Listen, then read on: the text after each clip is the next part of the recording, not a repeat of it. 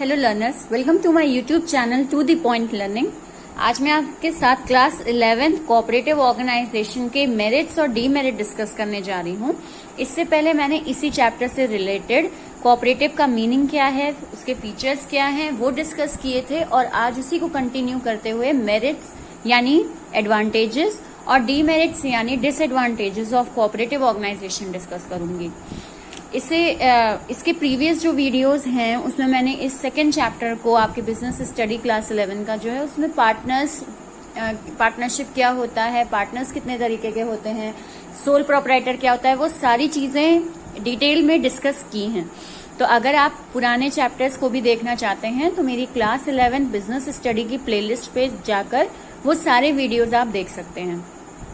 अगर मेरे वीडियोस आपको अच्छे लगते हैं तो लाइक जरूर करें उन्हें देखने के बाद, और मेरे चैनल को सब्सक्राइब नहीं किया है तो सब्सक्राइब जरूर करें, बेल आइकन पे क्लिक कर दें ताकि जो मैं वीडियोस डालूं वो तुरंत आपके मोबाइल में एज अ नोटिफिकेशन आपको दिखाई दे। तो स्टार्ट करते हैं आज मेरिट्स ऑफ कोऑपरेटिव ऑर्गेनाइजेशन। सबसे पहले फायदा क्या है कोऑपरेटिव ऑर्गेनाइजेशन में वो डिस्कस करने से पहले एक थोड़ा ब्रीफिंग ले लेते हैं कि कोऑपरेटिव ऑर्गेनाइजेशन होता क्या है। तो कोऑपरेटिव ऑर्गेनाइजेशन एक ऐसी ऑर्गेनाइजेशन होती है जिसमें आपके लोग जो आपस में एक साथ काम करते हैं या एक साथ एक ऑर्गेनाइजेशन को रन करते हैं, वो एक दूसरे की हेल्प करने के लिए। तो ये चीज आपकी कोऑपरेटिव ऑर्गेनाइजेशन होती है। इसका रजिस्ट्रेशन आपको गवर्नमेंट से कराना पड़ता है। तो आते हैं इनके फायदे में। Number 1, equality in voting status. Cooperative organisation में इक्वल वोटिंग राइट होता है, यानी जितने मेंबर्स हैं वो सारे मेंबर्स एक एक वोट देंगे। तो यानी कि आपकी वोटिंग को लेकर इक्वालिटी होती है। और वो वोट भी क्यों देंगे? ताकि उनके में से ही एक कमेटी चुनी जा सके, कमेटी के लोग चुने जा सके और फिर वो कंट्रोल करें बिजनेस को। तो इसीलिए यहाँ पे इक्वल वोटिंग राइट चलता है। आपके पास एक शेयर है या मैं कहूँ कि आप थोड़ा कैपिटल लेकर आए हो या बहुत सारा कैपिटल लेकर आए हो, उससे कोई मतलब नहीं है। आपको 1% है तो आप एक ही वोट देंगे। तो ये इक्वालिटी इन वोटिंग राइट हमें यहाँ पे शो होता है कि उसका कैपिटल कंट्रीब्यूशन पे कोई असर नहीं पड़ता। देन आते हैं लिमिटेड लायबिलिटी। लिमिटेड लायबिलिटी का मतलब होता है कि जो मेंबर्स हैं इसके सारे, उनकी लायबिलिटी क्या रहती है? लिमिटेड रहती है। आपको कंपनी के ड्यूज क्लियर करने के लिए अपनी पर्सनल प्रॉपर्टी को सेल करने की जरूरत नहीं है। उस केस में जितना कैपिटल लेकर आए हैं आप, केवल उतना ही आपको कंपनी को पे करना होगा in case of any bad debts. अगर कंपनी पे कोई लोन चढ़ता है तो उस केस में आपको केवल उतना ही पैसा कंपनी को देना होगा जितना आपने कैपिटल इस कंपनी में लगाया है। You don't have to sell your personal properties. तो इसीलिए ये एक फायदा है लिमिटेड लायबिलिटी का। देन मैं बात करती हूँ स्टेबल एग्जिस्टेंस। स्टेबल एग्जिस्टेंस का मतलब होता है क्योंकि ये कंपनी गवर्नमेंट के द्वारा रजिस्टर होती है, तो इस केस में क्या है कि आपकी जो कंपनी है उसकी एग्जिस्टेंस लोगों पर यानी उनके मेंबर्स पे डिपेंड नहीं होती।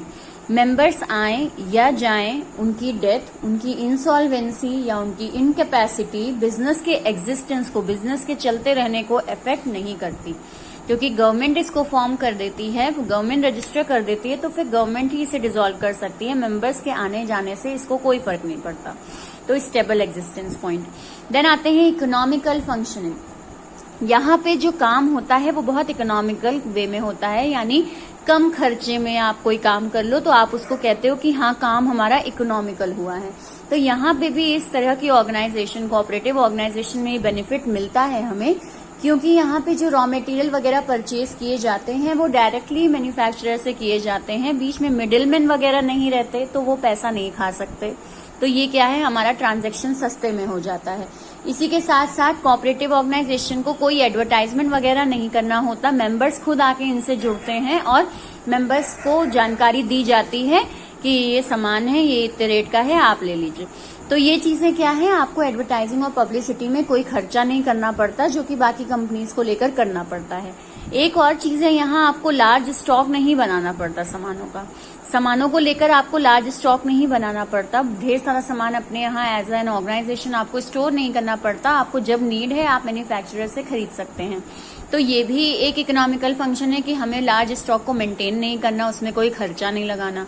इसके अलावा एक फायदा और है हमारा कि किसी भी तरह का बैड डेब्ट जो होता है वो ये कंपनी फेस नहीं करती, क्योंकि ये कंपनी कैश पे डील करती है। ये क्रेडिट पे डील नहीं करती। अगर ये सामान बेच रही है, ये कंपनी किसी को, अपने मेंबर्स को सामान बेच रही है, आउटसाइडर्स को सामान बेच रही है, तो वो कैश के बेसिस पे ही बेचती है, क्रेडिट के बेसिस पर नहीं बेचती। तो ये भी क्या है, इनको बैड डेब्ट्स यानी कोई हमें पैसा नहीं देगा या हमारे ऊपर का कहीं से कोई दिक्कत आएगी, हमें लॉस हो जाएगा, तो इस टाइप का डर इनके पास नहीं होता, because they deal in cash basis. Then आते हैं 5th पॉइंट पे, सपोर्ट फ्रॉम गवर्नमेंट। इनको गवर्नमेंट से बहुत सपोर्ट मिलता है, क्योंकि ये मेन मुद्दा जो लेकर चलते हैं वो होता है सर्विस मोटिव का, यानी हम लोगों की मदद करेंगे, राइट, अपने मेंबर्स की मदद करेंगे, इस मोटिव से ये लोग चलते हैं। इसलिए इनका गवर्नमेंट में रजिस्ट्रेशन होता है, कंपलसरी कराना होता है। और जब एक बार आपने गवर्नमेंट से अपनी कंपनी को रजिस्टर करा दिया, तो गवर्नमेंट की तरफ से दिए हुए फायदे आपको मिलते हैं। और वो फायदे आपके क्या होते हैं, जैसे टैक्सेस वगैरह में रिबेट मिल जाती है, ठीक है, टैक्सेस में कमी मिलती है। दूसरी मैं बात करूं तो यहाँ पे आपको लोन जो है वो कम रेट पर मिल जाता है बैंक से, क्योंकि आपकी कोऑपरेटिव ऑर्गेनाइजेशन है, तो लोन का इंटरेस्ट रेट आपका कम रहता है। दूसरा अगर मैं कहूँ तो आपको कई सारे रॉ मटेरियल सब्सिडाइज रेट पर मिल जाते हैं। सब्सिडाइज रेट का मतलब होता है सस्ते में आपको रॉ मटेरियल वगैरह मिल जाना अपने लिए, अपनी कंपनी के लिए। तो ये कुछ फायदे हैं जो आपको मिलते हैं गवर्नमेंट की तरफ से। तो गवर्नमेंट सपोर्ट रहता है कोऑपरेटिव ऑर्गेनाइजेशन को, तो ये भी मेरिट है। नेक्स्ट आते हैं इजी टू फॉर्म। बहुत आसानी से ये कंपनी आपकी फॉर्म हो जाती है। आपको बस ऐसे 10 लोगों को ढूंढना है जो कि सेम नीड के साथ आपके साथ जुड़ने के लिए तैयार है, यानी एक कंपनी बनाने के लिए तैयार है, एक ऑर्गेनाइजेशन बनाने के लिए तैयार है।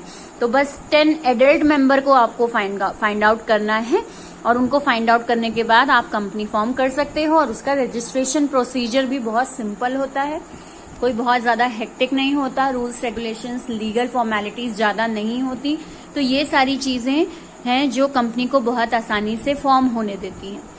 नेक्स्ट मैं बात करूं मेंबरशिप की, तो यहाँ ओपन मेंबरशिप होती है, तो ये भी एक अच्छी बात है। कोई भी मेंबर कंपनी में आ सकता है, कोई भी मेंबर कभी भी कंपनी को छोड़कर जा सकता है।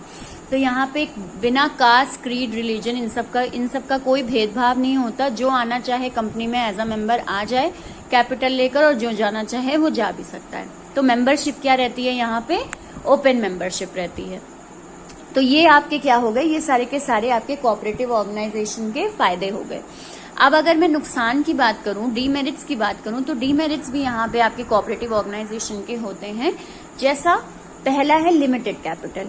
देखिए अब यहाँ पे मेन मोटिव आपका क्या होता है कि आप सब एक साथ कंपनी में वर्क कर रहे हो, तो यहाँ सर्विस मोटिव से जुड़े हुए, यानी हर किसी को किसी ना किसी चीज की नीड है। और जब हर किसी को किसी चीज की नीड है, जरूरत है, तो यानी कि उनके पास किसी चीज की कमी है। कोई भी कैपिटल कितना भी लेकर आ सकता है।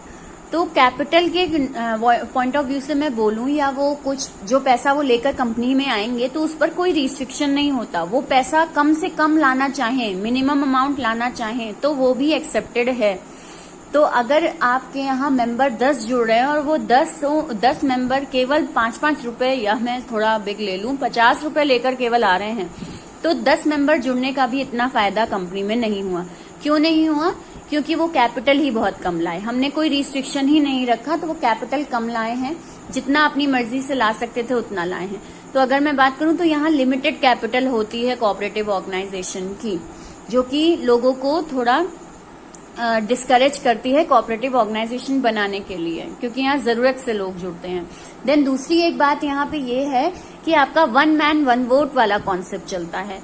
ये भी लोगों को डिस्करेज कर देता है, क्योंकि वो लोग ये सोचते हैं कि हम जितना भी कैपिटल लेकर आए, हमें वोट तो एक ही देना है। हमारे मन का मेंबर अगर सेलेक्ट नहीं हुआ कमेटी में, तो हमारा इतना सारा पैसा लगाना कोऑपरेटिव ऑर्गेनाइजेशन में बेकार है।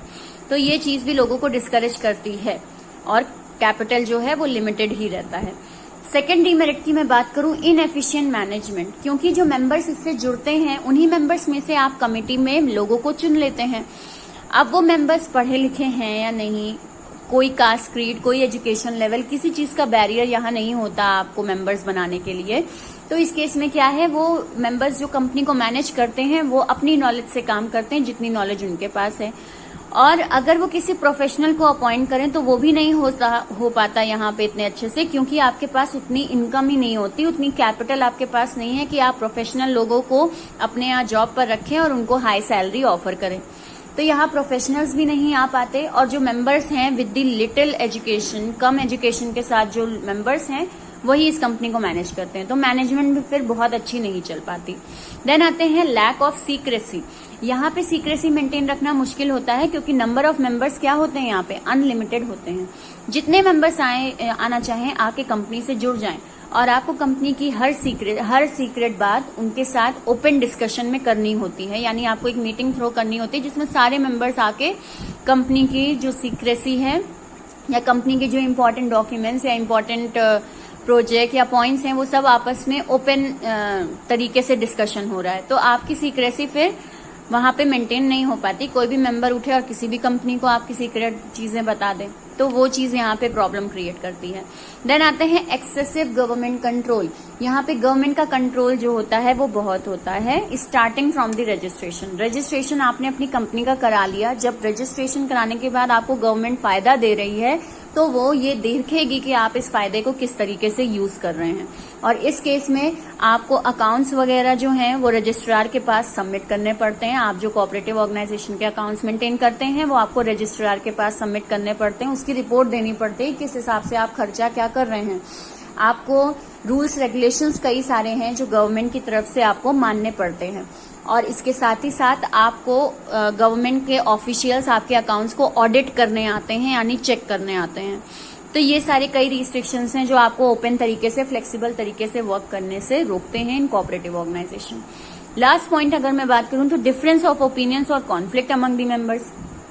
क्योंकि मेंबर्स कई सारे जुड़ते हैं और अलग अलग बैकग्राउंड से मेंबर जुड़ रहे हैं, किसी का एजुकेशन लेवल कम, किसी का ज्यादा, किसी के पास इनकम ज्यादा तो किसी के पास कम, तो यहाँ पे लोगों के बीच कॉन्फ्लिक्ट यानी लड़ाई झगड़ा होने के चांसेस ज्यादा रहते हैं। मेंबर्स आपस में ही लड़ झगड़ लें, क्योंकि सबके अपने अपने अलग अलग मोटिव हैं जिनकी वजह से वो कोऑपरेटिव ऑर्गेनाइजेशन में जुड़े हैं। और जब सब लोग अपने अपने मतलब से जुड़े हैं तो उनमें आपस में क्लैशेस या लड़ाई झगड़ा हो सकता है। कई बार ऐसा होता है कि जो कमेटी मेंबर्स बनती है वो केवल अपने फायदे के लिए सोचती है, और सर्विस मोटिव जो होता है वो कहीं पीछे ही रह जाता है, वो केवल अपने प्रॉफिट के बारे में सोचने लगती है। तो ये चीजें हैं जो आपस में लड़ाई झगड़ा या कॉन्फ्लिक्ट क्रिएट करती हैं बिटवीन मेंबर्स। तो ये आज मैंने आपके साथ डिस्कस किए demerits of cooperative organisation and merits of cooperative organisation. I hope आपको यहाँ तक क्लियर हुआ हो। अगर कहीं कोई भी डाउट है तो कमेंट सेक्शन में उसे जरूर मेंशन करें। मेरा वीडियो अच्छा लगा हो तो लाइक जरूर करें उसे, अपने फ्रेंड्स में उसको शेयर करें, और सब्सक्राइब करना ना भूलें अगर आपने अभी तक सब्सक्राइब नहीं किया है। Thank you and have a nice day.